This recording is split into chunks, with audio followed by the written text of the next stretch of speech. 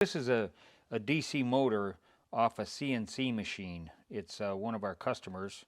Has absolutely no identification on it whatsoever. This thing is got a gear and it runs the table for the CNC.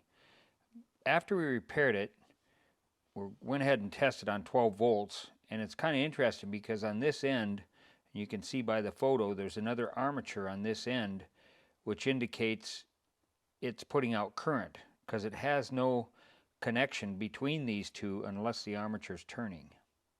Without any information on this motor, we really didn't know what we had, so I took it all apart and I repaired it. The bearings were bad, and I put it together not knowing what this thing, all the functions.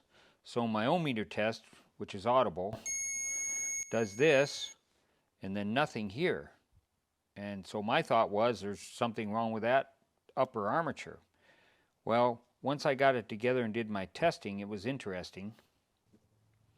I've got my meter set back to DC voltage, and we're just using the 12 volt battery because I don't know the voltage of this, but interesting what I found out. Here's the motor turning at a slow RPM. I would guess maybe 300, not sure. DC motor. But this is interesting.